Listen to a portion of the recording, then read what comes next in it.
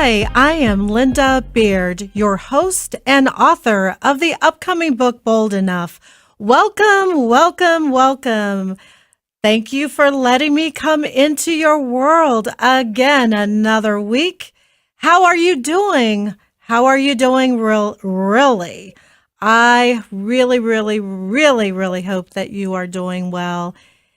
I hope that those of you that have taken the Bold Enough challenge are really doing good, that you are getting rid of all of those layers one by one, and that you are on your way, healing, forgiving, reconciling.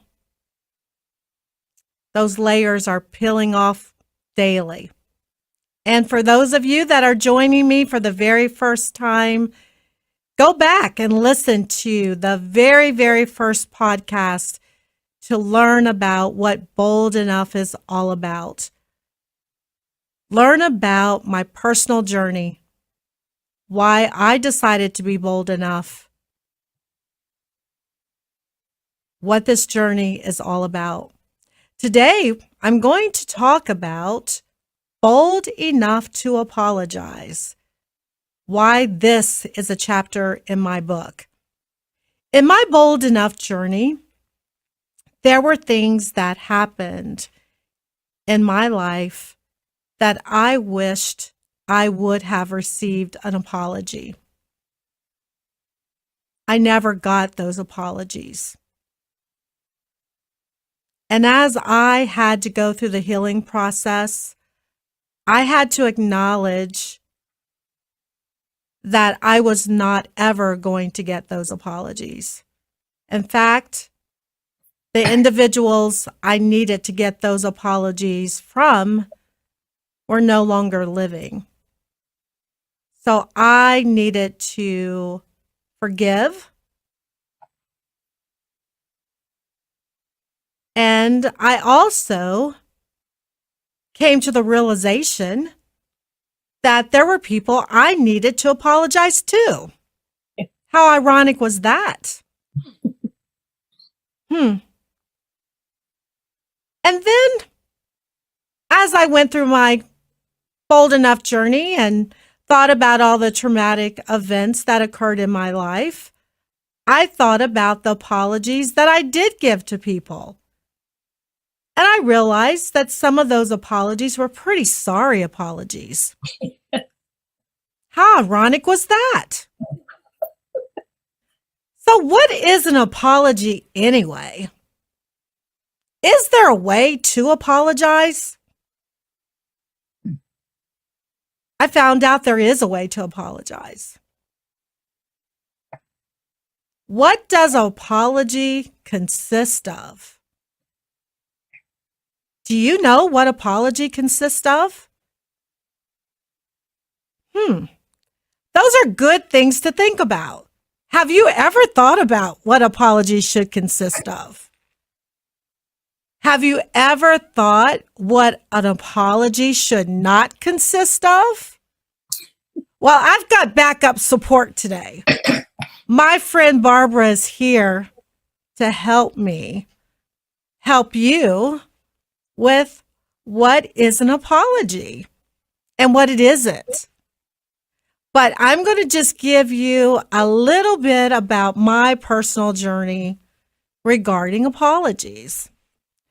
I will give you some examples of how I have apologized. And don't laugh. Don't laugh at me. Remember, I'm healed now, so I can be vulnerable in sharing how I have apologized before. And I bet that I am not too far from how you have apologized. So that ought to at least make you feel better as you learned how to apologize. And I hope that moving forward, you will be bold enough to apologize. So I have apologized by saying, I'm sorry. Have you done that? Have you apologized that way before? I'm sorry.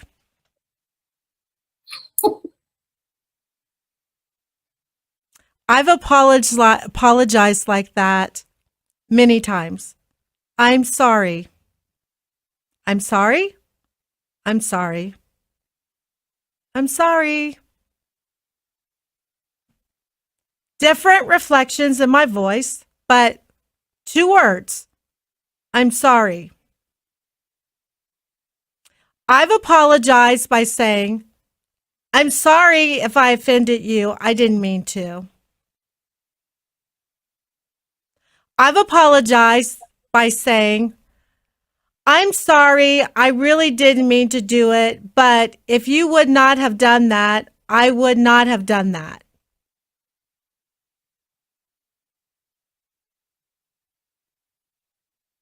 So that pretty much is the gamut of how I have apologized. Pretty much all of my life, I've apologized that way until I healed, forgiven, and then once I became bold enough, my apologies changed. So now that I am bold enough to be me and I am authentic at my core, do you want to know what my apologies sound like now? My apologies sound like this. I apologize that I offended you by saying I would do this and I did not. Please forgive me.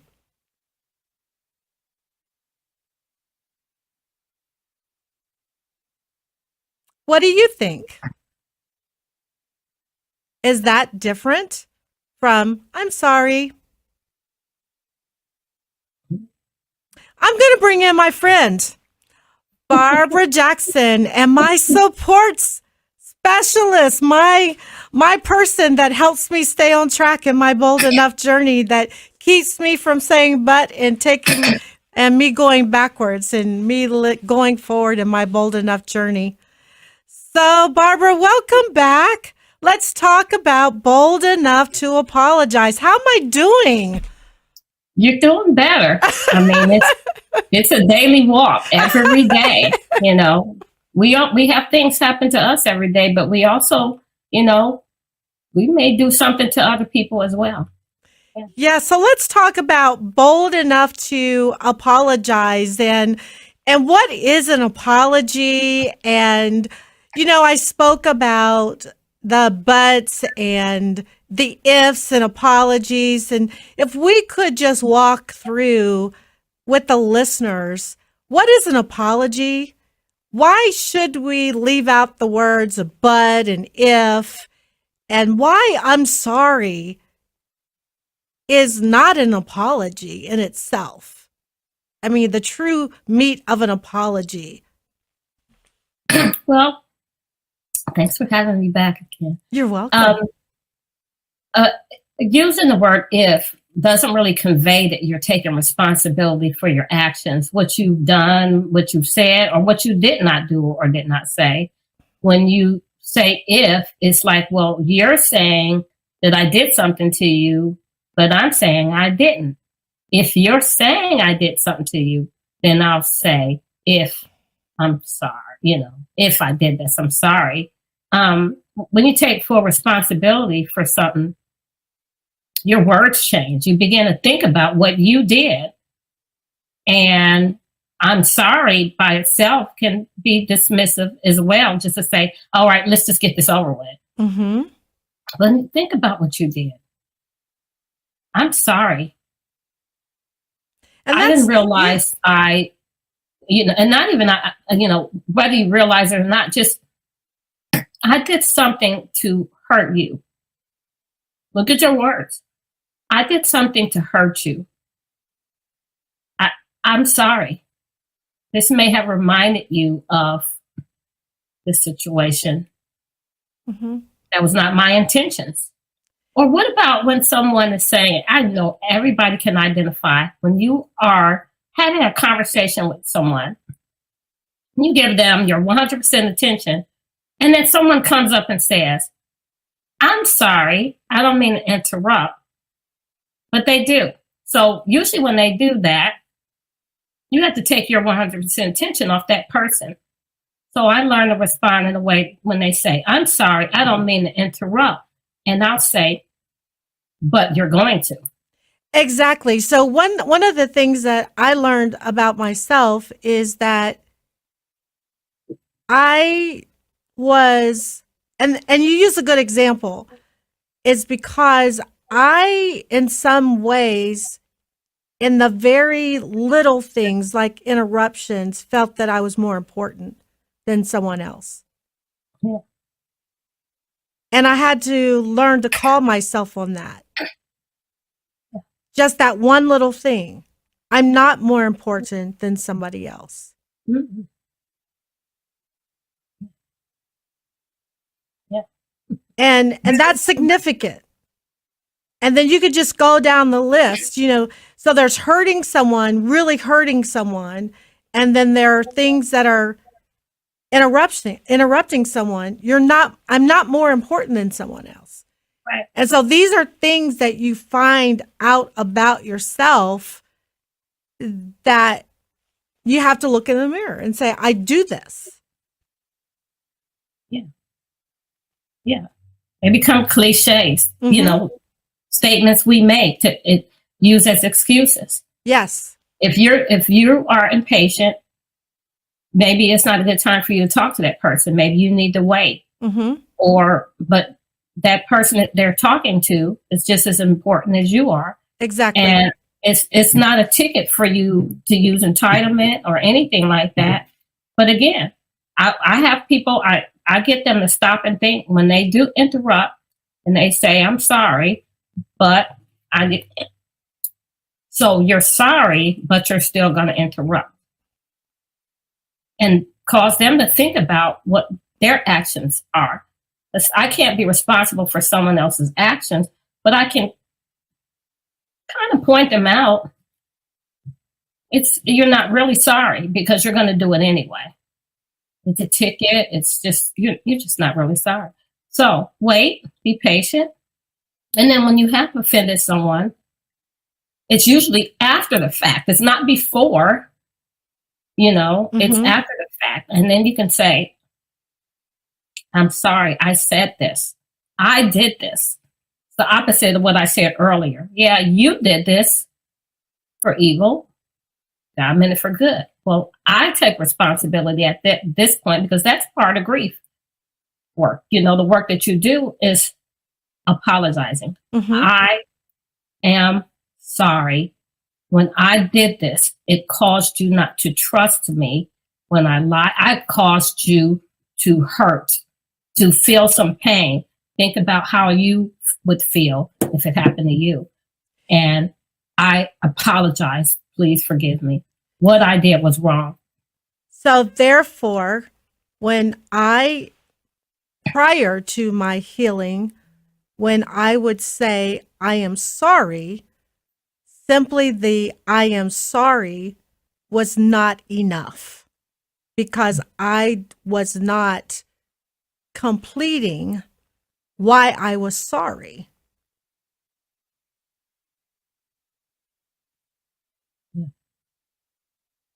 Taking fully 100% responsibility. I was not taking full responsibility. And yet, the other thing about not having a complete apology is some people may not know how to go beyond that, and you can help them graciously. But other than that, when you do, sometimes people use that as an excuse to say, well, I don't feel like I did this. How do you know? This is from this person's point of view. You can't take 100% fully of how they feel and to diminish it down to 20%, if I just want to use percentages as an example, to make yourself feel comfortable and feel like you don't need to apologize for what you did to this person because they 100% experienced it on the other end. Apologize. One thing that I have found in my journey of being bold enough to apologize, when I have apologized in full sincerity and have taken responsibility for my offense, that the receiver of that apology has openly forgiven me and has reciprocated in that apology with arms wide open, has hugged me, and sometimes have been teary-eyed because they have seen my heart, the sincerity of knowing that it was painful for me as it was for them when the offense had occurred. The days prior, when I said, I'm sorry, or the ifs and the buts, I didn't receive that kind of reciprocation because I wasn't sincere. Or maybe I was, but the way it was done, it didn't matter. But the way that I do it now, it's well received because I'm not perfect. And I really mean it if I offend someone. And my offenses are less because I'm different. I'm a healed person. Back then, I was broken. I had all these layers. I love myself now. I'm better. I'm a better me. My core is revealed. It's a great place to be. So listeners, be bold enough to apologize. You've heard it from Barbara. You can live it through me, what the difference is in being bold enough to apologize. Get out there and try it. Be bold enough to apologize through your authentic self. I know you can do this. But it starts through that healing and grieving process. Do not forget to join Barbara and I in the chat room. We're there for you to support you through this Bold Enough journey. Join the Bold Enough Challenge to be authentically you from the inside out. Have a great week. We're here for you. Join us in this Bold Enough journey. Be bold enough. See you next week.